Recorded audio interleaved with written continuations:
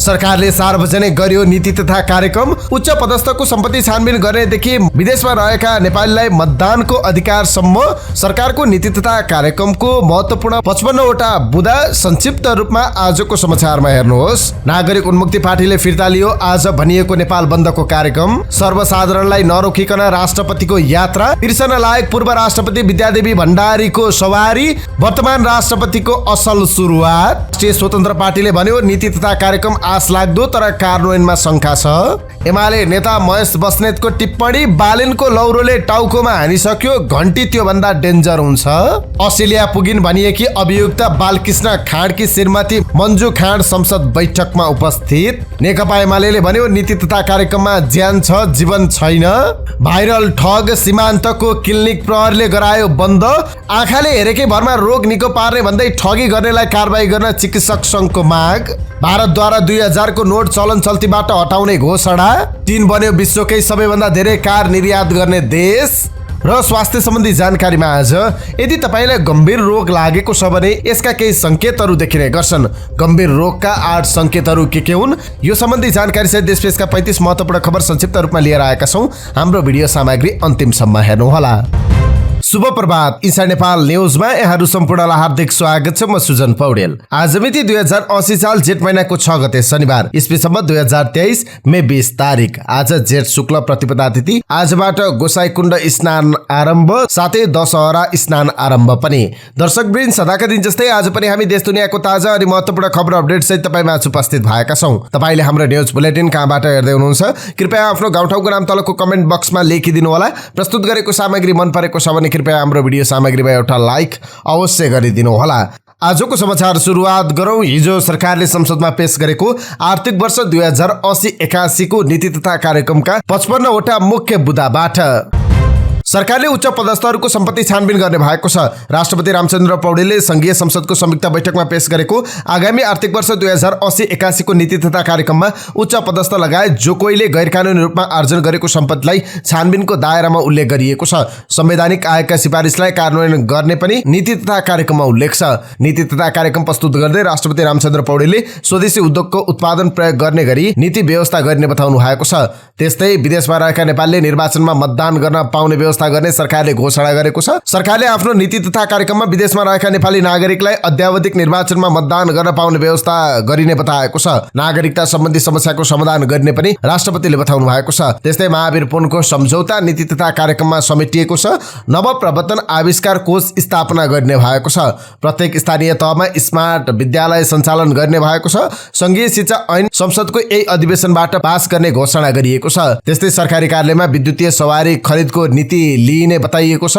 हेटौडा कपडा गोरखाली रबर र बुटोल धागो उद्योग सञ्चालन गर्ने भएको छ। त्यस्तै सरकारले आगामी आर्थिक वर्ष 2080-81 को वार्षिक नीति तथा कार्यक्रम मार्फत राइडर सेवा प्रदायक सम्बन्धमा आवश्यक कानूनको व्यवस्था गर्ने घोषणा गरेको छ। निजी तवरमा सार्वजनिक यातायात सेवा प्रदान गर्दै आएको राइडर सेवा प्रदायक सम्बन्धमा आवश्यक कानूनको व्यवस्था गर्नेछ नीति तथा कार्यक्रममा भनिएको छ। उच्च अदालत पाटनले 2076 माघ 29 मा नै कानून बनाएर राइडर सेवा नियमन गर्न आदेश दिएको थियो। त्यस्तै अदालतमा हुने भ्रष्टाचार रोक्न उच्च स्तरीय न्याय प्रशासन आयोग गठन गर्ने बताइएको छ। शान्ति प्रक्रिया र संक्रमणकालीन न्याय सम्बन्धी बाँकी काम 2 वर्षभित्र सम्पन्न गर्ने पनि उल्लेख गरिएको छ। त्यस्तै जग्गाको कारोबार मूल्य नियन्त्रण गर्ने सरकारले घोषणा गरेको छ। 2 वर्षभित्र कीर्तिपुर र मूलपानी रङ्गशाला स्तरोन्नति गरी अन्तर्राष्ट्रिय प्रतियोगिता आयोजना गर्ने बताइएको छ। औषधि व्यवस्था विभाग र खाद्य प्रविधि विभाग गाभिने भएको छ। अबदेखि अस्पतालमा ओपीडी सेवा बिहान 8 बजेदेखि बेलुकी 8 बजेसम्म गर्ने घोषणा गरिएको छ। त्यस्तै उच्च स्तरीय तलब सुविधा आयोगका सुझावहरू कार्यान्वयन गर्ने भएको छ। बैंक खाता खोल्न, सवारी लाइसेन्स लिन लाल पूर्जा जारी गर्दा राष्ट्रिय परिचय पत्र अनिवार्य गर्ने भएको छ। यो कार्य आगामी 3 वर्षभित्र लागू हुने नीति तथा कार्यक्रममा भनिएको छ। त्यस्तै मुटु रोग तथा क्यान्सर निदान गर्न सबै प्रदेशमा सुपर स्पेशालिटी अस्पताल बनाइने घोषणा गरिएको छ। वर्षमा मासिक 50 युनिट र हिउँदमा 30 युनिटसम्म बिजुली खपत गर्नेलाई निशुल्क बिजुली दिने घोषणा गरिएको छ। सरकारले वर्षायाममा मासिक 50 युनिट र हिउँदमा मासिक 30 युनिटसम्म विद्युत खपत गर्ने उपभोक्तालाई निशुल्क निशुल्क विद्युत उपलब्ध गराउने घोषणा गरेको छ। नीति तथा कार्यक्रममा 2 वर्षभित्र सबै नागरिकको घरमा विद्युत सेवा पुर्याउने घोषणा गरिएको छ। विपन्न नागरिकको घरमा निशुल्क बिजुली मिटर जोड्ने घोषणा गरिएको छ। खाना पकाउने ग्यासलाई विद्युतबाट प्रतिस्थापन गर्ने, हाइड्रोजन इन्धनको उत्पादन सम्भाव्यताको अध्ययन गर्ने लगायतको घोषणा गरिएको छ। त्यस्तै काठमाडौँ उपत्यका सहित नदी किनारका सुकुम्बासीहरूलाई स्थानान्तरण गर्ने सरकारले घोषणा गरेको छ। भूमिहीन र विपन्नलाई स्थानान्तरण गरी नदी किनारका अतिक्रमित भूमिलाई खाली गराउने सरकारले घोषणा गरेको छ। त्यस्तै उपत्यका लगायत मुलुकका ठूला शहरको फोहोर मैलाको दिगो व्यवस्थापनका निम्ति नीतिगत र संस्थागत व्यवस्था गर्ने घोषणा सरकारले आगामी आर्थिक वर्षको नीति तथा कार्यक्रममा गरेको छ। स्थानीय तहलाई फोहोर मैला व्यवस्थापन र बहुद्देश्यीय उपभोगलाई आवश्यक प्राविधिक सहयोग गर्ने घोषणा पनि सरकारले गरेको छ। त्यस्तै खेर जाने बिजुली सहुलियत दरमा उद्योगलाई दिइने बताइएको छ। सरकारले खेर जाने बिजुली सस्तो दरमा उद्योगहरूलाई दिने घोषणा गरेको छ। आन्तरिक खपत र निर्यातबाट बचेको बिजुली सहुलियत दरमा उद्योगहरूलाई उपलब्ध गराइनेछ। नीति तथा कार्यक्रममा भनिएको छ त्यस्तो बिजुलीले उद्योगलाई प्रतिस्पर्धी क्षमतामा उत्पादन गर्न मद्दत पुग्नेछ। सरकारले सबै उद्योगमा गुणस्तरीय बिजुली उपलब्ध गराउने पनि घोषणा गरेको छ। त्यस्तै सरकारले स्वदेशी उत्पादन प्रवर्धन गर्न हाम्रो उत्पादन हाम्रो स्वाभिमान अभियान चलाउने भएको छ। उद्यम गर्न सरकारले सुरुवाती बिउ पुँजी दिने बताएको छ। देशमै उद्यम गर्न चाहनेलाई बिउ पुँजी उपलब्ध गराउने, स्वदेशी उत्पादन 20% भन्दा महँगो भए पनि प्रयोग गर्ने, रोजगार र उद्यमशीलतालाई व्यवसायमा जोड्ने, नवप्रवर्तनलाई प्रोत्साहन गर्ने जस्ता कार्यक्रम नीति तथा कार्यक्रममा भनिएको छ। त्यस्तै औद्योगिक नीति र कम्पनी दर्ताका कार्यलाई सहजीकरण गर्ने पनि नीति तथा कार्यक्रममा भनिएको छ। बन्द भएका 3वटा ठूला उद्योग चलाउने घोषणा गरिएको छ। हेटौडा कपडा उद्योग, बुटोल धागो र गोरखकाली टायर उद्योगलाई पुनः सञ्चालनमा ल्याउने सरकारको नीति तथा कार्यक्रममा उल्लेख छ। ढुङ्गा गिटी र बालुवाको निर्यातको सम्भावना खोज्ने घोषणा गरिएको छ। चुरे क्षेत्रको संरक्षण गर्दै वातावरणीय ह्रास नआउने गरी ढुङ्गा गिटी र बालुवाको उत्पादन र निर्यातको सम्भावना खोज्ने उल्लेख छ। यसअघि केपी शर्मा ओली नेतृत्वको सरकारले बजेट मार्फत यस्तै घोषणा गर्दा विवाद भएको थियो। तत्कालीन अवस्थामा प्रतिपक्षमा रहेको हाल सत्तारूढ गठबन्धनले नै यस्तो नीतिको तीव्र आलोचना गरेको थियो। सर्वोच्च अदालतले यस्तो वस्तु निर्यात गर्ने नीति कार्यान्वयन गर्न रोक लगाएको थियो। सरकारले ढुङ्गा गिटी र बालुवाको उत्खनन बारे कानुनी व्यवस्था गर्ने घोषणा पनि नीति तथा कार्यक्रममा उल्लेख गरेको छ। त्यस्तै सरकारले अनावश्यक कार्यालय र सङ्घ संस्था खारेज गर्ने भएको छ। दोहोरोपन भएका, उद्देश्य अनुरूप काम नभएका, असान्दर्भिक भएका विकास समिति कोषहरू एक आपसमा गाभिने वा खारेज गर्ने बताइएको छ। खारेज भएका वा गाभिएका संस्थाहरूको जनशक्ति र सम्पत्ति व्यवस्थापन गर्न आवश्यक कानुनी व्यवस्था गर्ने बताइएको छ। दुर्गम 2 जिल्ला बराबर 1 एयर एम्बुलेन्स सेवा सञ्चालन गर्ने बताइएको छ। त्यस्तै हुम्लालाई राष्ट्रिय सडक सञ्जालसँग जोड्ने सरकारको रणनीतिक लक्ष्य रहेको छ। सिँचाइका लागि विद्युत महसुलमा छुट दिने घोषणा गरिएको छ। नीति तथा कार्यक्रमले धादिङको सल्यानटारमा सुविधा उपलब्ध गराउन प्रक्रिया अगाडि बढाउने घोषणा गरेको छ। साना किसानलाई निशुल्क वाटर पम्प र ट्युबलेस वितरण गर्नेदेखि तराईका नदीमा रिजर्भर बनाएर हिउँदमा सुक्खा क्षेत्रमा सिँचाइ परियोजना बनाउन नमुना आयोजना विकास गर्ने घोषणा पनि गरिएको छ। त्यस्तै गैर आवासीय नेपालीलाई पुँजी बजारमा लगानी खुल्ला गरिने भएको छ। सबै प्रदेशमा मेडिकल कलेज स्थापना गरिने नीति तथा कार्यक्रममा उल्लेख छ। अब सरकारी कार्यालयले विद्युतीय सवारी खरिद गर्नुपर्ने भएको छ। पेट्रोल गाडीलाई विद्युतीयमा लैजान सहज गराउने बताइएको छ। सरकारले सरकारी कार्यालयले विद्युतीय सवारी साधन खरिद गर्नुपर्ने नीति ल्याएको छ। विद्युत प्रयोगलाई बढाउने नीति लिएको सरकारले अब सरकारी कार्यालयले विद्युतीय गाडी खरिदलाई प्राथमिकता दिनुपर्ने भएको छ। शहरी क्षेत्रमा विद्युतीय यातायात सञ्चालनको व्यवस्था गर्ने बताइएको छ। पेट्रोल र डिजलबाट चल्ने सवारी साधनलाई विद्युतीयमा रूपान्तरण गर्ने प्रविधिलाई प्राथमिकता दिइने बताइएको छ। त्यस्तै जग्गा खरिद बिक्रीलाई पारदर्शी बनाउन जैविक जग्गा मूल्याङ्कन पद्धति विकास गर्ने बताइएको छ। भौगोलिक सूचना प्रणालीमा आधारित जैविक जग्गा मूल्याङ्कन पद्धतिको विकास गरी जग्गा खरिद बिक्री मूल्यलाई पारदर्शी र यथार्थपरक बनाउने बताइएको छ। त्यस्तै सरकारले नक्सा सम्बन्धी कार्यलाई प्रविधियुक्त बनाउने बताएको छ। सरकारले सङ्घ, प्रदेश र स्थानीय तहको समन्वयमा भू उपयोग योजना तयार गर्ने नीति तथा कार्यक्रममा उल्लेख छ। त्यस्तै व्यवसायिक कृषि तथा पशुपालन र स्वदेशी कच्चा पदार्थमा आधारित उद्योगलाई आवश्यक पर्ने जग्गालाई सरलीकरण गर्ने र उद्योगलाई दिने जग्गाको हकबन्दी सीमा पुनरावलोकन गर्ने घोषणा सरकारले गरेको छ। साथै सरकारले आगामी आर्थिक वर्षको नीति तथा कार्यक्रममा बाँझो जग्गा उपयोगको लागि नीतिगत व्यवस्था गर्ने बताएको छ। मिठाई ब्याजी नियन्त्रण गर्न अत्याधुनिक प्रविधि सहित सुरक्षा निकायलाई सक्षम बनाइने बताइएको छ। छुट्टै साइबर सुरक्षा ऐन र सरकारी डाटाको सुरक्षा गर्न डिजास्टर रिकभरी सेन्टर बनाउने घोषणा गरिएको छ। 4 ठूला नदीमा जल यातायात सञ्चालन गर्ने बताइएको छ। नीति तथा कार्यक्रममा कोशी, गण्डकी, कर्णाली र भेरीमा जल यातायात सञ्चालन गर्ने बताइएको छ। त्यस्तै न्यून आय भएका वर्ग र समुदायलाई लघु बीमाको दायरामा ल्याउने घोषणा गरिएको छ। त्यस्तै देशभर बीमाको पहुँच पुर्याउने र कृषि बीमाको दायरा विस्तार गर्ने बताइएको छ। त्यस्तै उच्च ब्याज दर र तरलता सङ्कुचनलाई सम्बोधन गर्ने पनि नीति तथा कार्यक्रममा उल्लेख गरिएको छ। सबै खाले बाल श्रम शोषण अन्त्य गर्ने बताइएको छ। सरकारले आर्थिक कूटनीतिलाई प्रभावकारी रूपमा सञ्चालन गर्ने नीति अन्तर्गत लगानी, पर्यटन तथा निर्यात प्रबन्धन र वैदेशिक सहायता परिचालनमा नेपाली कूटनीतिक नियोगले खेलेको भूमिकाको आधारमा नियोग र नियोग प्रमुखहरूको मूल्याङ्कन गर्ने भएको छ। सरकारले आर्थिक वर्ष 2080-81 को नीति तथा कार्यक्रम सार्वजनिक गर्दै राष्ट्रपति रामचन्द्र पौडेलले नियोगको कार्यबोझ र द्विपक्षीय सम्बन्धको आयाम र दायराको आधारमा नियोगहरूको पुनरावलोकन र शुद्धिकरण गर्ने बताउनु भएको छ। सरकारले संयुक्त राष्ट्रसङ्घको बडापत्र, असंलग्नता र पञ्चशीलको सिद्धान्तको आधारमा स्वतन्त्र सन्तुलित परराष्ट्र नीति सञ्चालन गर्ने जनाएको छ। साथै छिमेकी राष्ट्र लगायत सबै मित्र राष्ट्रसँग सार्वभौमिक समानता, पारस्परिक सम्मान र लाभका आधारमा द्विपक्षीय सम्बन्ध विस्तार र सुदृढ गरिने नीति तथा कार्यक्रममा उल्लेख छ। सरकारले रासायनिक मल समयमै उपलब्ध गराउने घोषणा गरेको छ। स्थानीय तहमा जैविक मल कारखाना स्थापना गर्न प्रोत्साहन गर्ने नीति समेत सरकारले लिएको छ। बाँझो जमिनमा युवालाई प्रोत्साहन गर्ने नीति रहेको समेत बताइएको छ। प्रदेश र स्थानीय तहमा शीत भण्डार निर्माण गर्ने बताइएको छ। त्यस्तै रेडियो नेपाल र नेपाल टेलिभिजन एक आपसमा गाभिने भएको छ। 3 तहका सरकार बीचको दोहोरोपन हटाउने घोषणा गरिएको छ। त्यस्तै काठमा आत्मनिर्भर बनाउने र वन लिजमा दिने सरकारले घोषणा गरेको छ। सरकारको नीति तथा कार्यक्रम प्रस्तुत गर्दै राष्ट्रपति पौडेलले मुलुकलाई काठमा आत्मनिर्भर बनाउने घोषणा गर्नुभएको छ। उहाँले भन्नुभएको छ, तिनै तहको सरकारको समन्वयन र समुदायको सहभागिता सहित वनको सम्वर्धन गरिनेछ। दिगो वनको उचित व्यवस्थापन अनुरूप काष्ठ र गैर काष्ठ उत्पादन, विकास, विस्तार, आपूर्तिमा मुलुकलाई काठमा आत्मनिर्भर बनाइनेछ। निजी वनको प्रबन्धन गर्न साझेदारीमा लगानी गर्ने समेत बताइएको छ। नीति तथा कार्यक्रम मार्फत ढलापडा रुखको आवश्यक प्रक्रिया पूरा गरी आगामी 2 वर्षभित्र बिक्री वितरण गरिनेछ। त्यस्तै सम्भाव्य वन क्षेत्रमा कृषि तथा फलफुल प्रबन्धन गर्न एकीकृत कार्यक्रम ल्याउने सरकारले घोषणा गरेको छ। राष्ट्रपति पौडेलले भन्नुभयो, बाँझो जमिन र नदी उकास जमिनको उपयोग गरिनेछ। नीति कार्यक्रम पढ्दै राष्ट्रपति पौडेलले वन क्षेत्रलाई असर नपर्ने गरी जडीबुटी खेती गर्न लिजमा दिने घोषणा समेत गर्नुभएको छ। त्यस्तै सामुदायिक वनमा मृग, हरिण, बँदेल, कालिजलाई व्यावसायिक पालनको अनुमति दिइनेछ। त्यस्तै सरकारले बचत तथा सहकारी संस्थामा देखिएको समस्या समाधान गर्ने भएको छ। यति बेला बचत सहकारीहरू आर्थिक समस्यामा छन्। सरकारको आगामी नीति तथा कार्यक्रममा सहकारी बचतकर्ताको लगानी सुरक्षित गर्ने, सहकारीलाई कडाइका साथ नियमन गर्ने पनि उल्लेख छ। सहकारीलाई उत्पादनमूलक क्षेत्रमा लगानी गर्न प्रेरित गर्ने पनि राष्ट्रपति पौडेलले घोषणा गर्नुभएको छ। त्यस्तै वित्तीय हस्तान्तरणलाई कार्य सम्पादनमा आधारित बनाइने भएको छ। विपदमा परेकाको उद्धारका लागि एकीकृत आकस्मिक सेवा प्रणाली स्थापना गर्ने बताइएको छ। प्रदेश र स्थानीय तहको सहकार्यमा रेल मार्गको अध्ययन गर्ने बताइएको छ। त्यस्तै कर प्रणालीमा पुनरावलोकन गर्ने सरकारले घोषणा गरेको छ। त्यस्तै इन्टरनेटबाट हुने विज्ञापन करको दायरामा ल्याइने भएको छ। त्यस्तै जग्गाको हदबन्दी पुनरावलोकन गर्ने बताइएको छ। उच्च मूल्य वृद्धि नियन्त्रण गर्ने घोषणा गरिएको छ। लौराकोट र जानकी मन्दिरलाई विश्व सम्पदा सूचीमा सूचीकृत गर्ने घोषणा गरिएको छ। सँगै निजगढ अन्तर्राष्ट्रिय विमानस्थल निर्माणको प्रक्रिया अगाडि बढाउने सरकारले घोषणा गरेको छ। अब अन्य प्रसंग। नागरिक उन्मुक्ति पार्टीले आज आह्वान गरेको नेपाल बन्दको कार्यक्रम फिर्ता लिएको छ। पार्टी प्रवक्ता दामोदर पण्डितले प्रेस विज्ञप्ति जारी गर्दै जेठ 6 गतेदेखि आह्वान गरिएको नेपाल बन्दको कार्यक्रम स्थगित गरिएको जानकारी दिनुभएको छ।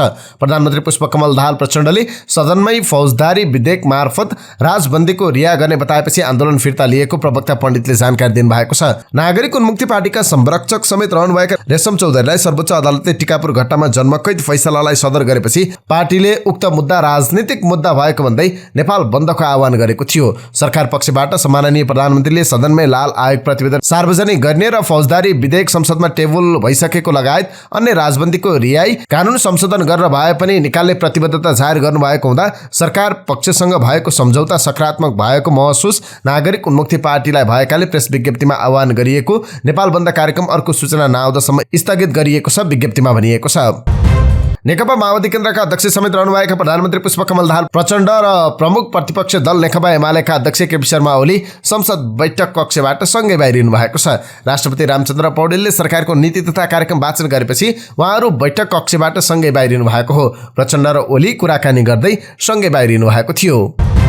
28 माघ 2079 मा शुक्रबार राष्ट्रपति विद्यादेवी भण्डारीले प्रतिनिधि सभा र राष्ट्रिय सभालाई संयुक्त सम्बोधन गर्ने कार्यक्रम थियो।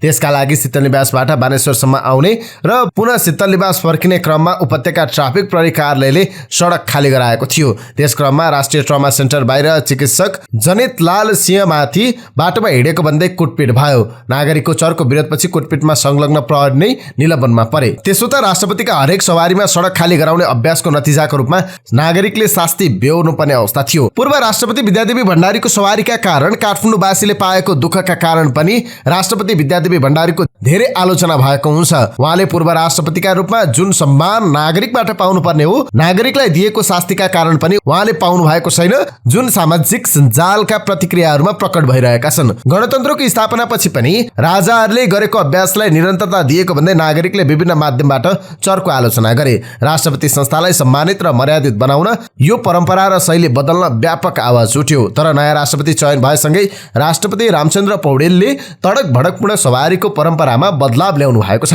पौडेल राष्ट्रपति भएको लामो समय भएको छैन। यसबीचमा भएको सीमित गतिविधिलाई उहाँले सामान्य बनाउने प्रयास गर्नु भएको छ। शुक्रबार सरकारको नीति तथा कार्यक्रम प्रस्तुत गरेर राष्ट्रपति पौडेल संसद भवन पुग्नु भएको थियो। उहाँको सवारीमा शीतल निवासबाट संसद भवनमा सडक खाली गराइएन। सामान्य औपचारिकताका लागि संसद भवनको गेटबाट मात्र कारकेडको व्यवस्था गरिएको थियो। यसअघि नीति तथा कार्यक्रम प्रस्तुत गर्न राष्ट्रपति संसद भवन आउँदा शीतल निवासदेखि नै सडक खाली गराउने गरिएको थियो। सानो चीज भए पनि नागरिकको शास्तिलाई देखेको भन्दै राष्ट्रपति रामचन्द्र पौडेलको प्रशंसा भइरहेको छ। राष्ट्रिय स्वतन्त्र पार्टीकी सांसद डाक्टर तोसीमा कार्कीले सरकारको नीति तथा कार्यक्रम आश लाग्दो रहेको प्रतिक्रिया दिनुभएको छ। तर कार्यान्वयनमा शंका रहेको उहाँको भनाइ छ। हामी रचनात्मक प्रतिपक्ष हौं, अब हेरौं यसपटक कार्यान्वयन हुन्छ कि, संसद भवनबाट बाहिरिने क्रममा तोसीमाले भन्नुभयो। उपप्रधान तथा गृहमन्त्री नारायण काजी श्रेष्ठले नक्कली भुटानी शरणार्थी प्रकरणलाई अन्तिम किनारामा पुर्याएरै छाड्ने प्रतिबद्धता व्यक्त गर्नुभएको छ। भुटानी शरणार्थी प्रकरण सम्बन्धी संकल्प प्रस्तावका लागि रवि लामिछाने नेतृत्वको राष्ट्रिय स्वतन्त्र पार्टीको ज्ञापन पत्र बुझ्दै उहाँले दोषीलाई कारबाही गर्ने बताउनुभयो। उहाँले भन्नुभयो, हाम्रो देशको नागरिकलाई अनागरिक बनाएर अर्को देशको शरणार्थी बनाएर विदेश पठाउने योजना बनाउने पैसा कमाउने धन्दा भएको छ। यो सामान्य ठगी होइन।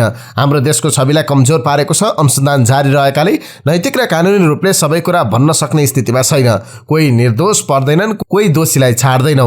उहाँले भन्नुभयो, हामीसँग समय कम छ। अनुसन्धान प्रक्रियालाई 24 घण्टै अगाडि बढाउँछौं। कुनै प्रकारको राजनीतिक वा अवांछित प्रभाव नपार्ने कानूनको आधारमा तथ्य र प्रमाणको आधारमा टुङ्गाउन प्रहरीलाई निर्देशन दिइसकेको छु। उहाँले यो प्रकरणलाई टुङ्गाएर यस बाहेकका भ्रष्टाचार र कमिसनको चलखेललाई अन्त्य गर्ने प्रतिबद्धता व्यक्त गर्नुभयो। नेकपा एमालेका नेता महेश बस्नेतले बालेनको लौरो भन्दा घण्टी डेन्जर भएको टिप्पणी गर्नुभएको छ। नेपाल राष्ट्रिय भूतपूर्व सैनिक तथा प्रहरी संगठन मध्यपुर ठिमी नगर कमिटीको कार्यक्रमलाई सम्बोधन गर्दै उहाँले एमालेले मात्रै जनताको काम गर्न सक्ने बताउनुभयो। एमाले सधैँ जनताको पक्षमा रहेको उल्लेख गर्दै पार्टी कमिटीलाई पनि सेवामा समर्पित हुन आग्रह गर्नुभयो। यहाँ बाआमाहरू मात्रै भेला हुनुहुन्छ, अब छोराछोरीलाई पनि ल्याउनुपर्छ। छोराछोरी कहिले कहिले घण्टी बजाउने, कहिले लौरो टेक्ने, त्यही लौरो आएर बस्ती भत्काउने, त्यही घण्टी आएर टाउकोमा हान्छ। बस्नेतले भन्नुभयो, अहिले घण्टी घण्टी भन्नुहुन्छ, हेर्नु होला लौरो भन्दा घण्टी डेन्जर हुन्छ। तपाईका छोराछोरी पनि घण्टी भनेर हिँडेका छन् होला। अहिले लौरोले हान्छ भनिरहनु भएको छ, त्यसैले घण्टी झन् डेन्जर भएर आउँछ, रोक्नु होला। उहाँले सुकुम्बासी बस्ती हटाउने नभएर व्यवस्थित बनाउनु पर्ने बताउनु भयो। सत्तारूढ दल नेपाली कांग्रेसकी सांसद मन्जु खाँड संसद बैठकमा उपस्थित हुनुभएको छ। नक्कली भुटानी शरणार्थी प्रकरणमा पूर्व गृहमन्त्री समेत रहेका बालकृष्ण खाँड पक्राउ परेपछि उहाँ सार्वजनिक सम्पर्कबाट बाहिर हुनुहुन्थ्यो। शुक्रबारको संघीय संसदको संयुक्त बैठकमा भने उहाँ उपस्थित रहनु भएको थियो। खाँडमाथि पनि नक्कली भुटानी शरणार्थीको प्रकरणमा 6 करोड लिएको आरोप छ। सामाजिक सञ्जालमा उक्त अडियो बाहिरिएको छ, तर त्यसको सत्यता पुष्टि भएको छैन। यसअघि उहाँ अस्ट्रेलिया पुगेको समाचार सार्वजनिक भएको थियो। नेकपा एमाले सचिव योगेश कुमार भट्टराईले नीति तथा कार्यक्रमलाई ज्यान भएको जीवन नभएको टिप्पणी गर्नुभएको छ। राष्ट्रपति रामचन्द्र पौडेलले संसदमा नीति तथा कार्यक्रम प्रस्तुत गरेपछि प्रतिक्रिया दिँदै भट्टराईले कुनै सपना नभएको नीति तथा कार्यक्रम भएको बताउनु भएको छ। नीति तथा कार्यक्रममा भयभरका सबै कुरा भए पनि केही नभए जस्तो भएको भट्टराईले बताउनु भयो। यो नीति तथा कार्यक्रम ज्यान भएको जीवन नभएको आयो। यसमा कुनै सपना छैन, त्यसमा जोश जाँगर छैन। भट्टराईले भन्नुभयो, आजका जुन तमाम समस्या भोगिरहेका छौं, समस्या समाधान गर्ने कुनै ठोस उपायहरू छैनन्। अहिले आर्थिक, सामाजिक र व्यवस्थामाथिको चुनौतीको निकास दिन कुनै कार्यक्रम नभएको भट्टराईले बताउनुभयो। राष्ट्रिय प्रजातन्त्र पार्टीका सांसद ज्ञानेन्द्र बहादुर साईले हिमाली क्षेत्रको सिँचाइ सम्बन्धी कुनै योजना, सरकारको नीति तथा कार्यक्रम बनाएको टिप्पणी गर्नुभएको छ। राष्ट्रपतिबाट सरकारको नीति तथा कार्यक्रम संसदमा प्रस्तुत भएपछि संसद भवनबाट बाहिरिने क्रममा प्रतिक्रिया दिँदै साईले हिमाली क्षेत्रको उत्पादन विश्वभर उत्कृष्ट मानिए पनि सिँचाइको कुरा नआएको बताउनुभयो। उहाँले विदेशमा रहेका नेपालीलाई मतदानमा सहभागी गराउने नीति विगतमा समेत आएकाले यो कुनै नौलो विषय नभएको बताउनुभयो। अब विदेशमा रहेका नेपालीले मतदान गर्ने अधिकार दिलाइनु पर्ने उहाँको जोड थियो। सर्लाहीको बबरगञ्जमा गर्मी चल्न पोखरीमा पसेका एक बालकको शुक्रबार दिउँसो डुबेर मृत्यु भएको छ। चन्दननगर गाउँपालिका 2 बबरगञ्ज स्थित मुसहरी टोलका गणेश महतोका 6 वर्षीय छोरा अनुजको पोखरीमा डुबेर मृत्यु भएको हो। गर्मी बढेपछि बालक महतो आफ्नै बहिनी र गाउँका साथीसँगै पोखरीमा पसेका थिए। गाउँमा बालक डुबेको खबर पाएपछि गाउँलेले तत्काल उद्धारका लागि पोखरीमा पुगे पनि बालकलाई बचाउन सकेनन्। बालकलाई बाहिर निकालेर ल्याउँदासम्म मृत्यु भइसकेको प्रहरीले जनाएको छ। बालकका बुबा वैदेशिक रोजगारीमा रहेको र परिवारका अन्य सदस्यहरू समेत घर बाहिर काममा गएका बेला उनीहरू पोखरीमा पसेको गाउँलेले जनाएका छन्। बालकको शव पोस्टमार्टमका लागि प्रादेशिक अस्पताल मलङ्गवा ल्याइएको छ। गर्मी बढेसँगै मधेसमा पोखरीमा नुहाउने क्रम बढेको छ। मध्य प्रदेशमा तत्काल सरकारको नेतृत्व परिवर्तन नहुने भएको छ। शुक्रबार बालुवाटारमा भएको छलफलमा जनता समाजवादी पार्टी जसपाका सरोज कुमार यादवलाई मुख्यमन्त्रीमा निरन्तरता दिने सहमति जुटेको छ। सत्तारूढ गठबन्धनका दलहरूले उपचुनाव अघि भएको सहमति अनुसार मुख्यमन्त्री छाड्न दबाब दिएका थिए। नेताहरूका अनुसार 10 वैशाखको उपचुनावपछि शीर्ष तहमा भएको छलफलमा जसपाले मुख्यमन्त्री छाड्ने सहमति भएको थियो। तर जसपाले मुख्यमन्त्री छाड्न चाहेन, बरु यादव नेतृत्वकै सरकारमा आउन अरू दललाई प्रस्ताव गरेको थियो। नेपाली कांग्रेस र लोकतान्त्रिक समाजवादी पार्टी लोसपाले भने पूर्व सहमति अनुसार मुख्यमन्त्री फेर्ने पर्ने बताएका थिए। तर शीर्ष नेताहरूको उपस्थितिमा लगातार 2 दिन भएको छलफलमा तत्काल जसपा नेतृत्वको सरकारलाई निरन्तरता दिने सहमति भएको कांग्रेस संसदीय दलका नेता कृष्ण प्रसाद यादवले बताउनुभयो। उहाँले अगाडि भन्नुभयो, कसले कति र कहिले नेतृत्व गर्ने विषयपछि गठबन्धनको बैठक बसेर टुङ्गाउने निर्णय भएको छ। उहाँका अनुसार तत्काल यसै प्रदेश सरकारमा कांग्रेस, लोसपा र नेकपा एकीकृत सहभागी हुनेछन्। मन्त्रालय भागबण्डाबारे सहमति खोज्ने जिम्मा भने प्रदेशकै नेताहरूलाई दिएको मध्य प्रदेशका माओवादी केन्द्र संसदीय दलका नेता भरत प्रसाद शाहले जानकारी दिनुभयो। केही समयदेखि छोएर निको पारिदिने भनेर ठगी धन्दा चलाउँदै आएका सीमान्त गुरुको क्लिनिक प्रहरीले बन्द गराएको छ। काठमाडौँको तारकेश्वर नगरपालिका 7 मा रहेको कार्यालय हिजोबाट बन्द गरिएको छ। महानगरीय प्रहरी वृत्त बालाजुका डीएसपी मनोजित कुँवरले भिड अनियन्त्रित भएपछि सुरक्षाका कारण बन्द गरिएको बताउनुभयो। असाध्यै भिड भएकाले हामीले शान्ति सुरक्षाका कारण तत्कालका लागि बन्द गर्न निर्देशन दिएका छौं, डीएसपी कुँवरले भन्नुभयो। बोल्न नसक्ने र हिँड्न नसक्ने व्यक्तिलाई छोएर मात्र होइन, हेरेको भरमा पनि निको पार्न सक्ने दाबी गर्दै उनले ठगी धन्दा चलाउँदै आएका छन्। भिडियो कलमा हेरेर समेत बिरामी निको पार्ने भनेपछि सामाजिक सञ्जालमा उनको विषयमा टीका टिप्पणी भइरहेको छ। उनले मानिसहरूलाई अन्धविश्वासमा राखेर ठगी धन्दा चलाउँदै आएका छन्, तर पनि उनीहरूका आउनेको भिड घट्नुको साटो झन बढिरहेको छ। टिकटकबाट व्यापक प्रचार गरेपछि उनको शिविरमा मानिसहरू झुमिन थालेका हुन्। उनले विगत 8 महिनादेखि विभिन्न ठाउँमा जाँदै यस्तै ठगी धन्दा चलाउँदै आएका छन्। केसीका अनुसार उनी 1 वर्षभन्दा अगाडि कोटेश्वरमा मास्कको व्यापार गर्थे। केसी, श्रीमती, 2 छोराछोरी र करिब 1 दर्जन भोलिन्टियर सहित तारकेश्वरमा बस्दै आएका थिए। मैले कसैलाई मेरोमा आउनुस् भन्दिन, यति नै पैसा दिनुस् भनेर पनि माग्दिन, नदिन पनि पाइन्छ। मैले विशुद्ध सेवा भावले सुरु गरेको हुँ, उनले नेपालप्रेस.com सँग भनेका छन्। तर आफू स्वयं बिरामी हुँदा चिकित्सककोमा जाने गरेको केसीले स्वीकार गरेका छन्। म आफै पनि बिरामी भए भने चिकित्सककोमा जान्छु भनेर आफैले पनि भन्ने गरेको छु। केसीले आफूलाई अलौकिक शक्ति प्राप्त भएको दाबी गर्दै आएका छन्। मोरङ जिल्लाको पथरी शनिसरे लामा टोलका भरत भट्टराई अहिले ढोगीको रूपमा सीमान्त गुरु भनिएर चिनिएका छन्। उनले केही वर्ष अघि पत्रकार हुँ भन्ने दाबी गर्दथे।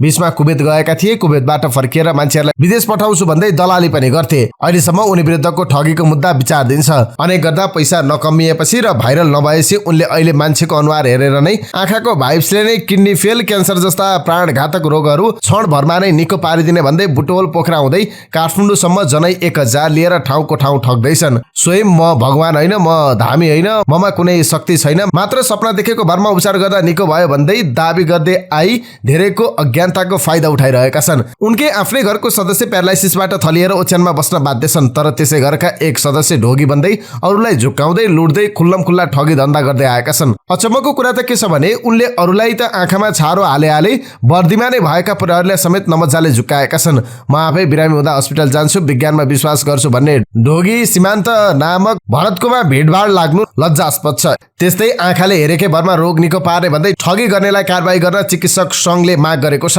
आँखाले हेरेकै भरमा जस्तोसुकै रोग ठिक पारिदिने भन्दै भ्रम छरेर ठगी गरिरहेका सीमान्त गुरुङ भनिने भरत केसीमाथि कारबाहीको माग गरिएको छ। केही समय अगाडि पोखरामा उनले ठगी धन्दा चलाएको भन्दै कारबाही गरिएको थियो। तिनै व्यक्ति अहिले काठमाडौँ आएर भ्रम फैलाइरहेका छन्। भ्रमको पछि लागेर दैनिक 400 जना उनीहरू कहाँ पुग्ने गरेको बताइएको छ। यसरी सर्वसाधारणलाई झुक्काएर उनले 3 दिनमै लाखौं असुलिसकेका छन्। उपचार जस्तो संवेदनशील कुरामा भ्रम सिर्जना गरिएको भन्दै कारबाही गर्न नेपाल चिकित्सक संघले माग गरेको छ। हालै सामाजिक सञ्जालमा व्यापक मात्रामा आँखाले हेरेकै भरमा जस्तोसुकै रोग निको हुने भन्दै सर्वसाधारण नागरिकमा भ्रम सिर्जना गर्न खोजिएको प्रति नेपाल चिकित्सक संघको गम्भीर ध्यानकर्षण भएको छ।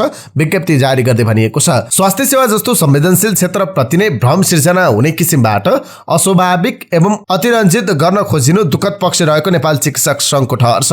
यस प्रकारका अस्वाभाविक र वैज्ञानिक रूपमा पुष्टि हुन नसकेका कुरालाई अविलम्ब बन्द गरी यस्ता कार्यमा संलग्नलाई कानून बमोजिम कारबाही गर्न नेपाल चिकित्सक संघ, नेपाल सरकार तथा सरकारवाला निकायमा जोरदार माग गर्दछौं, संघले भनेको छ।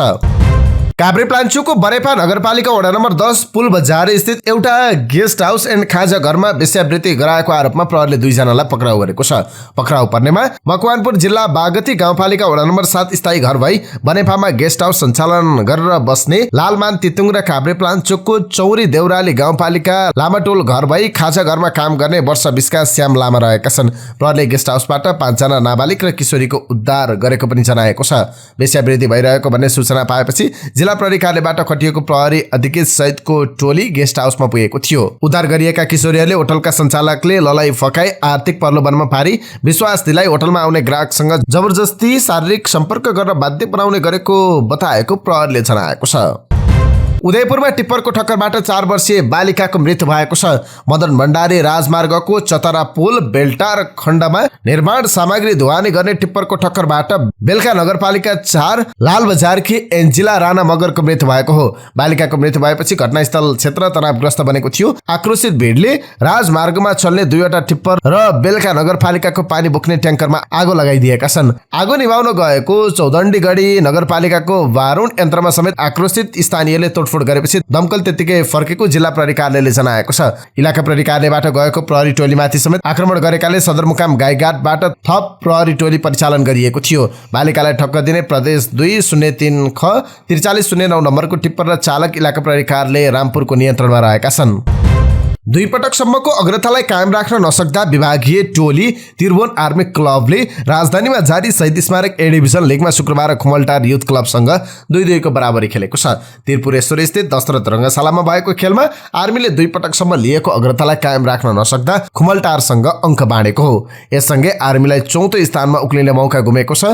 प्रतिस्पर्धात्मक बनेको खेलमा आर्मीका लागि जगजित श्रेष्ठ र नवयुग श्रेष्ठले गोल गर्दा खुमलटारका 2 विदेशी फरवार्डले 1-1 गोल गरेका थिए। यस बराबरी आर्मीले 19 खेलमा 26 अङ्क जोडेको छ। खुमलटारले 19 खेलमा 18 अङ्क जोडेको छ।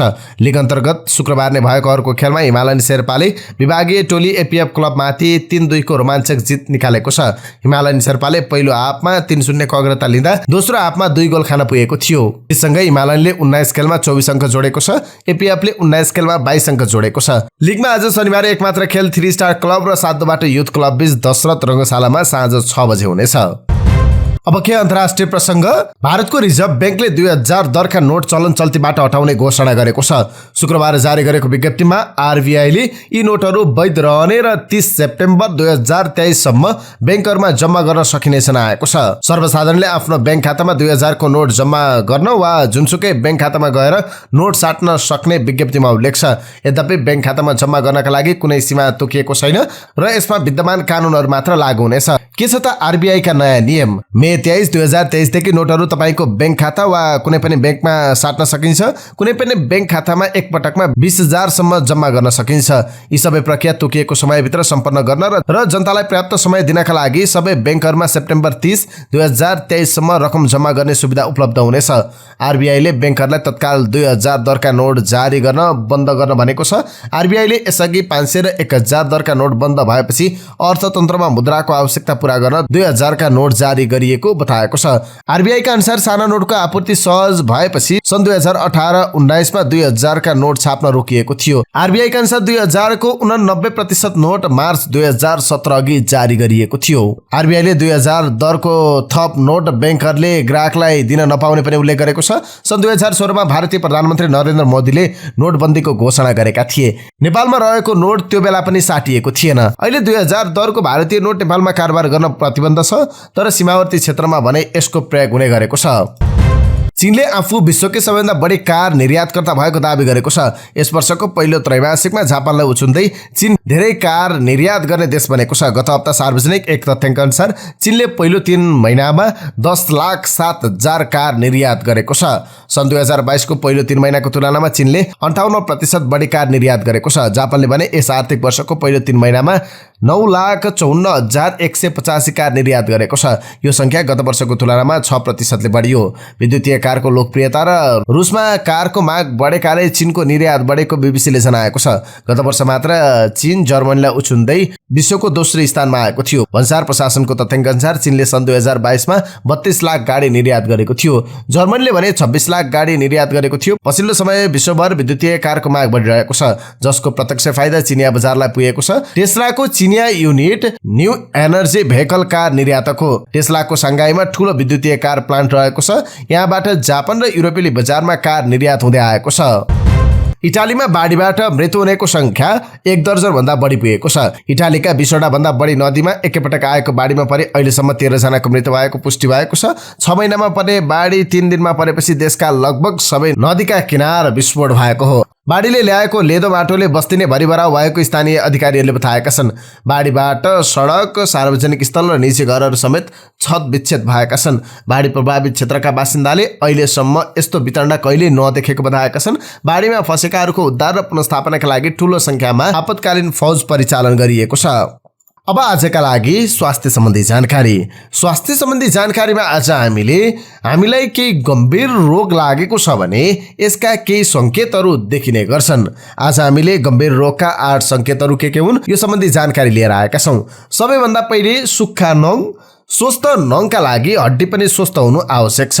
यदि शरीरमा क्याल्सियम वा म्याग्नेसियमको कमी छ भने नङ पनि सुक्खा हुन्छ। यसकारण नङ सुक्खा भएको छ भने गम्भीर बिरामीको संकेतका रूपमा लिनुपर्छ। पिसाबमा यदि रगत देखिन्छ भने गम्भीर बिरामीको संकेतका रूपमा लिनुपर्छ। पिसाबमा रगत आउनु प्रोस्टेट क्यान्सर वा प्रोस्टेट वृद्धिको संकेत हुन सक्छ। यसका अलावा मूत्राशय वा मृगौलाको क्यान्सर वा पत्थरीका कारण पनि यस्तो हुन सक्छ। मृगौलाको रोग वा कुनै चोटका कारण पनि पिसाबबाट रगत आउन सक्छ। त्यस्तै लगातार कम्मर दुखाइ मृगौलाको रोग या खराबीको कारण हुन सक्छ। यद्यपि सधैँ त्यस्तो भने हुँदैन। विशेषज्ञका अनुसार कम्मर दुख्ने व्यक्तिहरूमा 10 जनामा 1 जनामा मृगौलाको पत्थरी हुन्छ। त्यस्तै धेरै पसिना आउनु वा शरीर सुन्निनु थाइरोइडको संकेत हुन सक्छ। अक्सर बिरामीमा मेटाबोलिजमको दर धेरै बढ्यो भने कि धेरै पसिना आउँछ या कि पसिना नै आउन बन्द हुन्छ। कतिपय अवस्थामा पसिनाका साथै बेचैनी पनि बढ्छ। यसका अलावा शरीरका केही भाग जस्तै अनुहार, आँखा, औँला आदि सुनिन्छ भने थाइरोइडको संकेत हुन सक्छ। त्यस्तै बङ्गारा दुख्नु। कहिलेकाहीँ लामो समयसम्म च्युइगम चपाउनाले बङ्गारामा दुखाइ हुन्छ, तर कहिलेकाहीँ यो हृदयघातको संकेत पनि हुन सक्छ। यद्यपि यस्तो संकेत देखिने बित्तिकै चिकित्सकसँग सल्लाह लिनुपर्छ। त्यस्तै मुख गनाउनु। ब्रस गरेपछि पनि मुख गनाउन छाडेको छैन भने फोक्सोको समस्याको कारण हुन सक्छ। फोक्सोको रोग, दम आदि समस्यामा उच्च अम्लीय गनाउने समस्या हुन्छ। गन्ध जति अम्लीय हुन्छ उति गम्भीर बिरामीको समस्या हुन्छ। त्यस्तै पेट दुख्नु झन् गम्भीर रोगको संकेत हुन सक्छ। कलेजोमा खराबी, मृगौला, कोलाइटिस, अल्सर हुन सक्छ। यदि पेट फुल्यो भने अल्सर फुट्ने संकेत पनि हुन सक्छ। त्यस्तै जिब्रो लर्बराउनु। यदि शरीर कमजोर हुनुका साथै जिब्रो पनि लर्बराउँछ भने प्यारालाइसिसको लक्षण हुन सक्छ। यिनै समाचार सहित हामी समाचारको अन्त्यमा आइपुगेका छौं। प्रस्तुत गरेको समाचार सामग्रीमा तपाईको केही टिका टिप्पणी भए तलको कमेन्ट बक्समा लेखिदिनु होला। दैनिक रूपमा सत्य अनि तथ्य खबर अपडेटका लागि हाम्रो यस युट्युब च्यानललाई सब्स्क्राइब गर्न नबिर्सिनु होला। दिनभरको न्यूज अपडेट बेलुकी 36 बजे हाम्रो यस युट्युब च्यानलमा हेर्न सक्नुहुन्छ। जहाँ जाँदै प्रस्तुत गरेको सामग्री मन परेको छ भने कृपया हाम्रो भिडियो सामग्रीमा एउटा लाइक अवश्य गरिदिनु होला। तपाईको बाँकी पल सुखद रहोस्।